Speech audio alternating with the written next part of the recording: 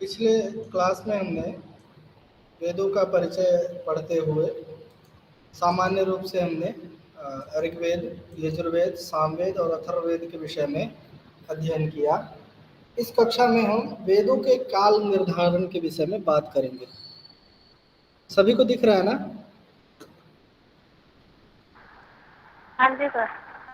हाँ, तो इस कक्षा में हम वेदों का जो काल निर्धारण हुआ है उसके विषय में बात करेंगे। तो पहले हम पाश्चात्य विद्वान जो हैं उन लोगों की बात करेंगे। तो सबसे पहले उसमें मैक्स मूलर का नाम आता है, जो पाश्चात्य विद्वानों में से एक हैं। मैक्स मूलर ने वेदों का काल जो है वो 1200 ईसा पूर्व माना है। ये वेदों के काल के आधार पे बौद्ध जन्म से पूर्व मानते हैं। वेदों का काल जो आधार बौद्ध जन्म जो है उससे पूर्व वेदों के काल को मानते हैं। कौन? Max Muller. मैक्स मूलर का मानना है कि बौद्ध जन्म से पूर्व वेदों का काल था। मैक्स मूलर ने 3 ग्रंथ लिखे हैं जिसमें उन्होंने बताया है कि वेदों के काल निर्धारण के विषय में हिस्ट्री ऑफ एंशिएंट संस्कृत जो 1859 ईस्वी में लिखा था उन्होंने, उसके एक साल बाद 1860 में एक ग्रंथ लिखा chips for a German workshop, और उसके बाद उन्होंने फिजिकल रिलीजम भौतिक धर्म जो है उसके 30 साल बाद लिखा। मतलब कि chips for a German workshop के 30 साल बाद उन्होंने ये ग्रंथ लिखा। हेलो, ये मैक्स मूलर जो आचार्य हैं इन्होंने 3 ग्रंथ लिखे और इन ग्रंथों में इन्होंने वेदों का काल निर्धारण किया। अब इन्होंने वेदों के काल निर्धारण को 4 भागों में बांटा है: छंद काल, मंत्र काल, ब्राह्मण काल और सूत्र काल। छंद काल में 1200 से 1000 ईसा पूर्व इन्होंने माना है। मंत्र काल में 1000 से 800, ब्राह्मण काल में 800 से 600 और सूत्र काल में 600 से 400 ईसा पूर्व वेदों का काल इन्होंने माना है। किसने? Max Muller. आगे बढ़ते हैं तो एक आचार्य हुए ए वेबर, ये भी पाश्चात्य विद्वान है। ए वेबर ये भारतीय परंपरागत विचारों से सहमत थे। यह जो ए वेबर थे ये भारतीय जो विचार परंपरा थी उनसे ये क्या थे? सहमत थे। और इनका एक ग्रंथ है हिस्ट्री ऑफ इंडियन लिटरेचर, इसमें इन्होंने वेदों का काल जो है वो 1500 ईसा पूर्व माना है। इसी क्रम में तीसरे विद्वान हुए डॉक्टर जैकोबी। जैकोबी जो है वो जर्मन के विद्वान थे। और यह जो है, अगर आपसे प्रश्न पूछेगा कि कौन सा ऐसा पाश्चात्य विद्वान है जो ज्योतिष के आधार पर वेदों का काल निर्धारण करता है, तो ये डॉक्टर जैकोबी हैं। जैकोबी जो है इन्होंने वसंत संपात तथा कृतिका नक्षत्र को आधार मानकर वेदों का काल जो है इन्होंने 4500 ईसा पूर्व माना है। इस तरह से इन विद्वानों का। अब हम भारतीय परंपरा में आते हैं तो डॉक्टर बाल गंगाधर तिलक का नाम आप लोगों ने सुना होगा। उन्होंने डॉक्टर बाल गंगाधर तिलक महोदय ने ज्योतिष के आधार पर वेदों का काल 6000 ईसा पूर्व माना है। ये दो ऐसे विद्वान हैं जिन्होंने ज्योतिष के आधार पर वेद का काल माना है। एक पाश्चात्य में डॉक्टर जैकोबी और परंपरागत भारतीय परंपरा में बाल गंगाधर तिलक जी। इन्होंने 3 ग्रंथ का संपादन किया है बाल गंगाधर तिलक ने, जिसमें ओरायन, जिसको हम हिंदी में वेदों का काल निर्णय कहते हैं, दूसरा श्रीमद् गीता रहस्य जो मराठी में है, और the article home in the Vedas. ये 3 ग्रंथ जो है इनकी कृति है बाल गंगाधर तिलक जी की। और इन्होंने वेदों का काल निर्धारण जो है वो ज्योतिष के आधार पर किया है। तो इन्होंने भी 4 डिवाइड किया है इसका: अदिति काल, मृगशिरा काल, कृतिका काल और सूत्र काल। अदिति काल में इन्होंने 4500 से 6000 ईसा पूर्व वेदों का काल माना है। मृगशिरा काल में 2500 से 4500 ईसा पूर्व माना है। कृतिका काल में 1400 से 2500 माना है। और सूत्र काल में 1400 से 500 ईसा पूर्व इन्होंने वेदों का काल माना है। मतलब मुख्य रूप से इन्होंने 6000 ईसा पूर्व वेदों का काल माना है, ऐसा हम कह सकते हैं। एक और विद्वान हुए एम विंटरनिच, इनका मत है, इन्होंने मितानी शिलालेख के बारे में आप लोग जानते होंगे कि पहले शिलालेख हुआ करते थे, अशोक के शिलालेख हैं बहुत सारे, स्तंभ लेख हैं, ठीक है, ताम्र लेख हैं, ये सारी चीजें हुआ करती थी। तो इन्होंने मितानी शिलालेख को आधार बनाकर वेदों का काल जो है 2500 ईसा पूर्व माना। इन्होंने 2500 ईसा पूर्व वेदों का काल माना है। आगे चलेंगे तो वेद के पाठकर्ता ऋषि हुए हैं कुछ, जैसे ऋग्वेद के जो पद पाठकर्ता ऋषि हैं, पाठकर्ता और पद पाठकर्ता में अंतर है। तो ऋग्वेद के जो पद पाठकर्ता ऋषि हैं वो हैं साकल्य, और कुछ विद्वानों के मत में रावण के द्वारा भी ऋग्वेद का पद पाठ किया गया था, लेकिन वह साकल्य के मत से थोड़ा सा भिन्न था, यानी साकल्य का जो पद पाठ था उससे वह भिन्न था। शुक्ल यजुर्वेद में साकल्य ऋषि ने शुक्ल यजुर्वेद का पद पाठ किया था, और कृष्ण यजुर्वेद तैत्तिरीय शाखा का पद पाठ आत्रेय आर्षेय ऋषि के द्वारा संपादित किया गया था, और सामवेद का पद पाठ जो है वो गार्ग्य ऋषि ने किया था। इस तरह से यहाँ पद पाठ के विषय में बताया गया है।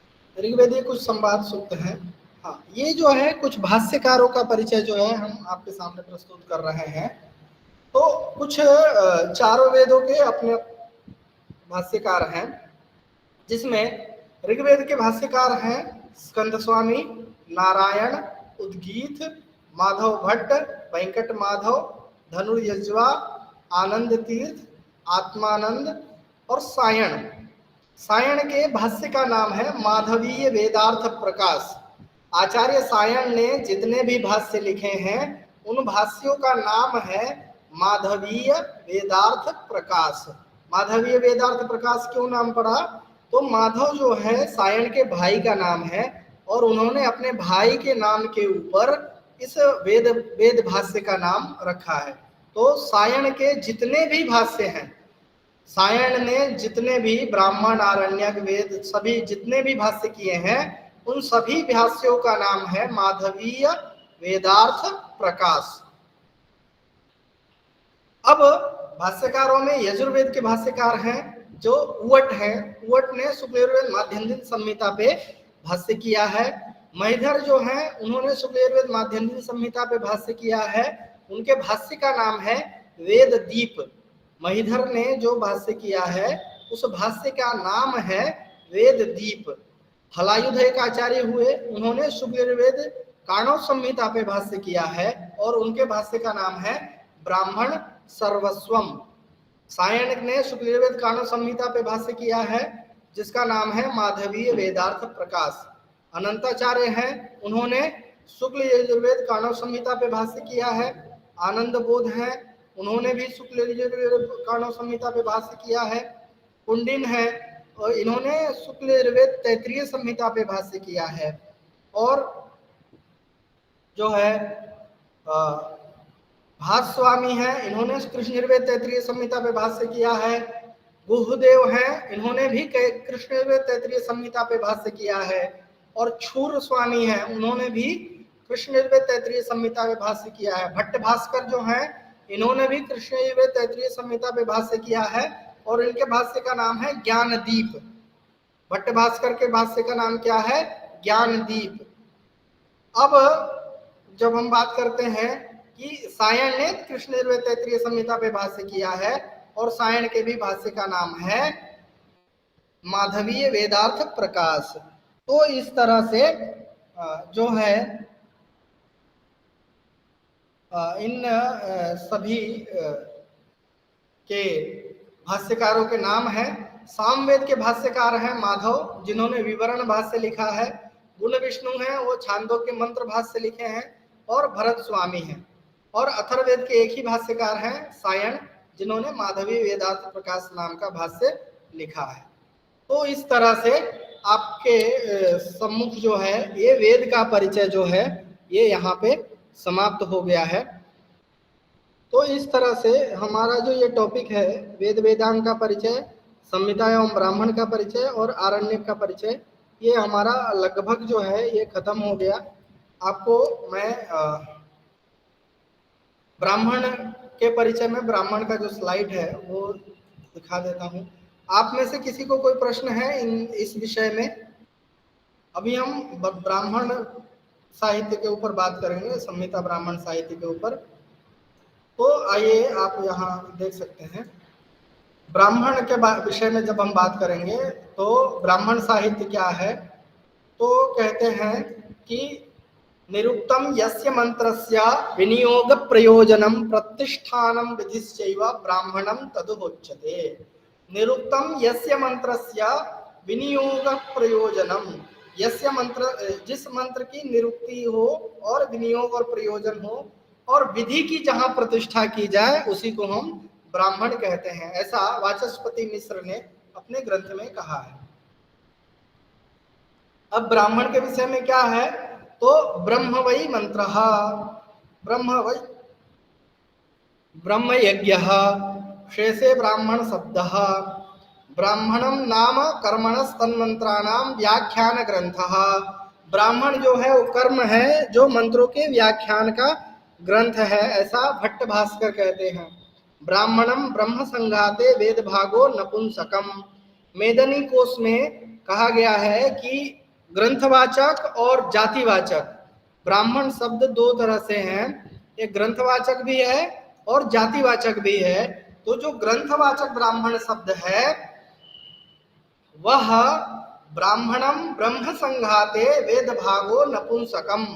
तो जो ग्रंथवाचक ब्राह्मण शब्द है वो नपुंसक लिंग में प्रयोग होता है, परंतु जो जातिवाचक ब्राह्मण शब्द है वो पुल्लिंग में प्रयोग होता है। तो इसीलिए यहाँ वेद भागो नपुंसकम ऐसा कहा कि जो ब्राह्मण वेद से संबंधित ब्राह्मण है, यानी ग्रंथवाचक जो ब्राह्मण शब्द है वो नपुंसक लिंग में प्रयोग होगा।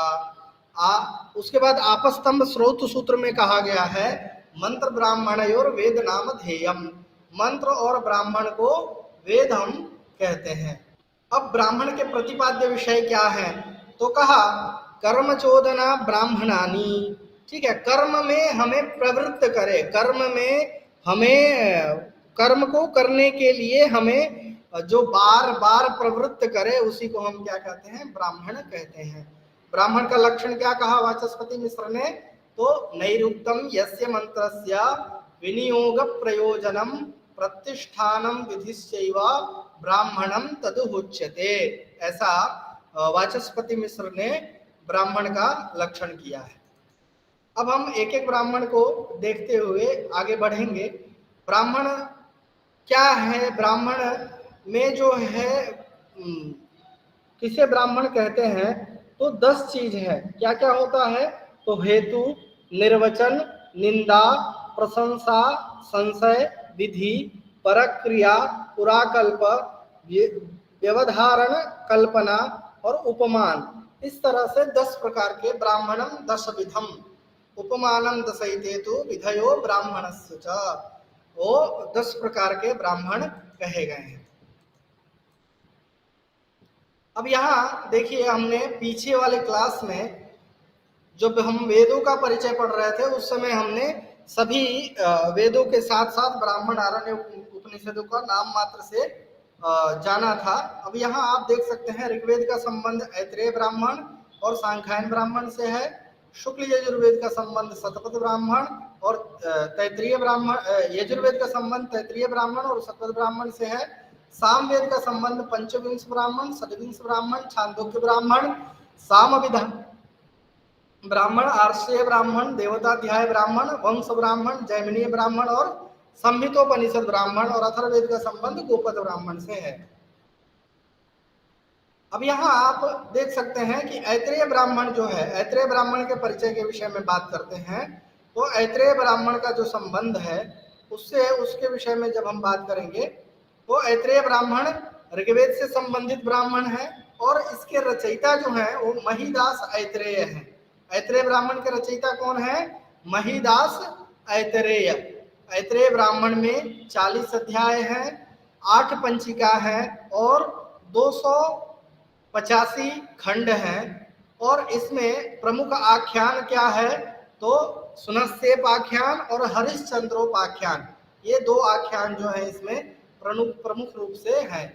और प्रमुख वाक्य क्या है? चरैवेति चरैवेति। इस ब्राह्मण का प्रमुख वाक्य जो है वो चरैवेति चरैवेति है, मतलब कि चलते रहिए चलते रहिए। तो इस तरह से आपको ये ब्राह्मण का परिचय यहाँ पे प्राप्त होता है। दूसरा है सांख्यायन ब्राह्मण या कौशिकीय ब्राह्मण। सांख्यायन ब्राह्मण के रचयिता जो है वो सांख्यायन ऋषि हैं। इसमें 30 अध्याय है और 266 खंड है। और इसके प्रमुख वाक्य जो है वो क्या है? रुद्रो वै ज्येष्ठश्च श्रेष्ठश्च देवानाम। ठीक है, रुद्र जो है वो ज्येष्ठ और श्रेष्ठ है देवताओं में। अग्नि जो है वो प्रथम देवता है। अग्निर्वै देवानाम मुखम, अग्नि ही देवताओं का मुख है।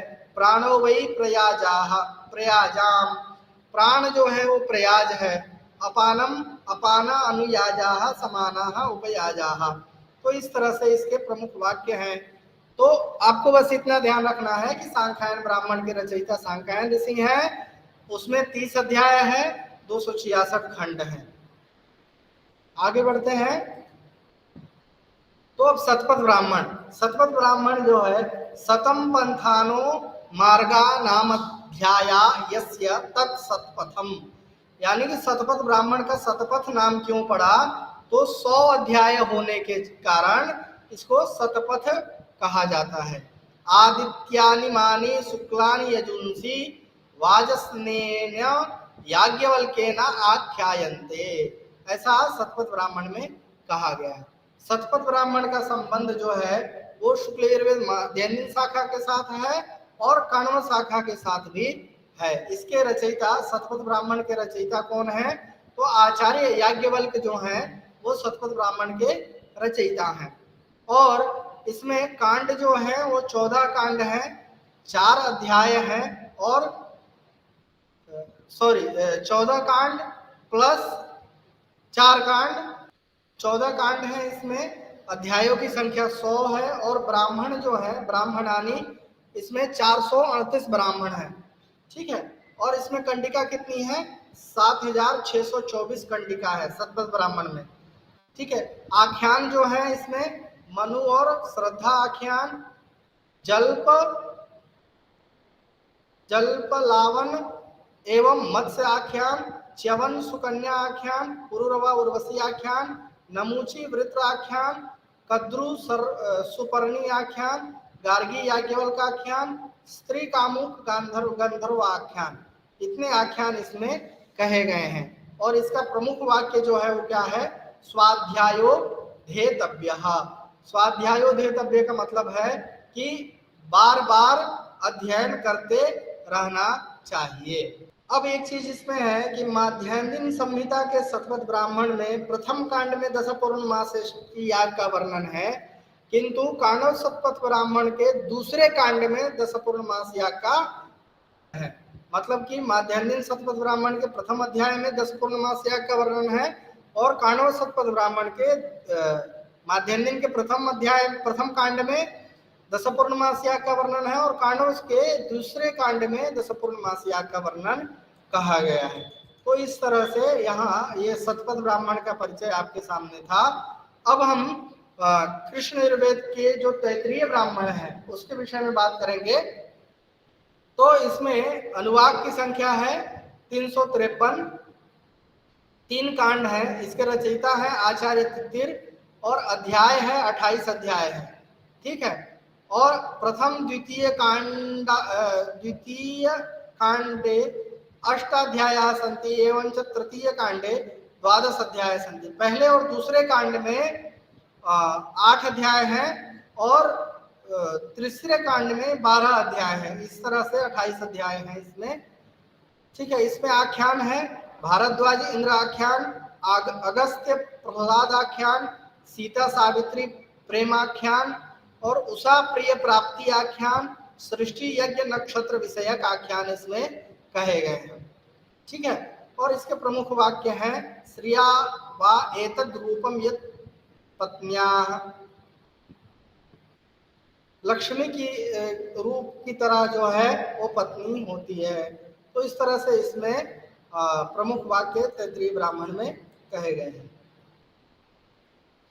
सामवेद का जो ब्राह्मण है, इसमें सामवेद के ब्राह्मण में क्या कहा गया, तो आचार्य सायन के अनुसार सामवेदीय ब्राह्मणानाम संख्या निम्नलिखितास्ति।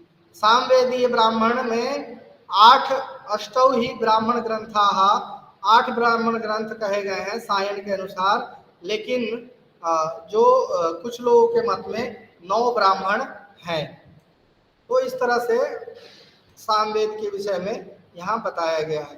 तांड ब्राह्मण के रचयिता आचार्य ताड़ी है और इसमें 25 अध्याय हैं, 5 पंचिका है और प्रत्येक अध्याय में 5-5 पंचिका है। इस तरह से 5 गुने 5 बराबर 25। षड्विंश ब्राह्मण के भी आचार्य ताड़ी ही है और इसमें 6 अध्याय है और इसमें अहिल्योपाख्यान जो है वो प्रसिद्ध है। साम विधान ब्राह्मण में 3 प्रपाठक हैं और 25 अनुवाक हैं। आर्षेय ब्राह्मण में 3 प्रपाठक हैं और 82 खंड हैं। देवताध्याय ब्राह्मण में 14 खंड हैं, ठीक है, और उपनिषद ब्राह्मण में 10 प्रपाठक हैं। तो इस तरह से यहाँ ये जो है ये सामवेद के ब्राह्मणों के परिचय हम पढ़ रहे हैं। संहितोपनिषद ब्राह्मण में 5 खंड हैं, ठीक है। वंश ब्राह्मण में 3 खंड हैं। जैमिनी ब्राह्मण में 3 खंड हैं। प्रथम खंड में 364 खंड हैं प्रथम में, द्वितीय में 442 हैं और तृतीय में 383 हैं। टोटल मिला के 1192 खंड हैं इसमें जैमिनी ब्राह्मण में। अब अंतिम ब्राह्मण है गोपद ब्राह्मण, जिसको 2 भागों में बांटा गया है, पूर्व भाग और उत्तर भाग। पूर्व भाग में 5 प्रपाठक हैं और 135 कंडिका है। उत्तर भाग में 6 प्रपाठक हैं, 123 कंडिका है। 11 प्रपाठक जो है, टोटल कितने प्रपाठक हैं 11, और कंडिका जो है वो 285 है। संबंध इसका अथर्ववेद से है और इसके रचयिता जो आचार्य हैं वो गोपद ऋषि है। तो इस तरह से ब्राह्मण का परिचय जो है आपके सामने प्रस्तुत था। अभी हम आपको आरण्यक का परिचय हम दिखाएंगे। अब यहाँ आरण्यक साहित्य में जब हम बात करते हैं तो कहते हैं आरण्यक किसे कहते हैं, अरण्य भवः आरण्यकम। अरण्य में पाठ करने वाले ग्रंथ को आरण्यक कहते हैं, ठीक है।